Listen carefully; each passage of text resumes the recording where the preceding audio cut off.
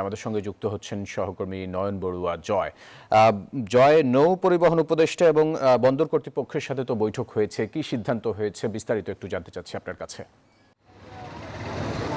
ধন্যবাদ ফয়সাল আপনাকে। এখনো পর্যন্ত কোনো সিদ্ধান্তে আসতে পারেনি নৌ উপদেষ্টা, যেমনটা জানিয়েছেন যে শ্রমিক যারা ধর্মঘট করছেন, কর্মবিরতি পালন করছেন, তাদের সাথে আলোচনা করার চেষ্টা করছেন। তবে ঘণ্টাব্যাপী কিন্তু আলোচনা হয়েছে, সেখানে শ্রমিকদের কয়েকজন প্রতিনিধি ছিল, তবে বেশিরভাগ প্রতিনিধি কিন্তু ছিল না বলে তারা আমাদেরকে জানিয়েছেন। এখনো পর্যন্ত বন্দর ভবনে দেখতে পাচ্ছেন, বন্দর ভবনের চারিদিকে কিন্তু প্রশাসন খুব সতর্ক অবস্থান আছে। সেনাবাহিনীর পাশাপাশি পুলিশ, বিজিবি, এমনকি অন্যান্য বাহিনী যারা আছে তারাও কিন্তু সতর্ক অবস্থান আছে।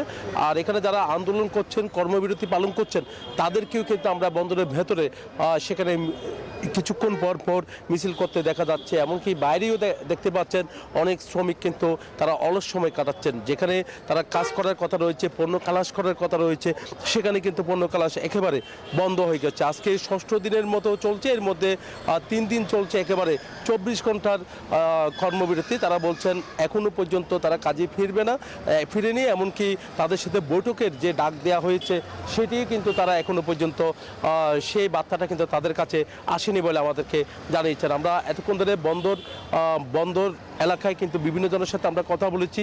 একটু আগেই কিন্তু বন্দরে এসেছিলেন নৌ উপদেষ্টা কিন্তু বন্দর চেয়ারম্যান সহ অন্যান্য যারা আছেন সংশ্লিষ্ট তাদের সাথে বৈঠক করেছেন। বৈঠকের পর কিন্তু সাংবাদিকদের তিনি জানিয়েছেন আজকের মধ্যে একটা সুরাহা হতে পারে বলে তিনি আমাদেরকে জানিয়েছেন। এই ছিল আমার এখানকার সর্বশেষ। ফিরে যাচ্ছি স্টুডিওতে ফয়সালের কাছে। জয়, আপনাকে ধন্যবাদ আমাদের সাথে যুক্ত হবার জন্য। Bashundhara public school and college 2026 শিক্ষাবর্ষে ভর্তি চলছে।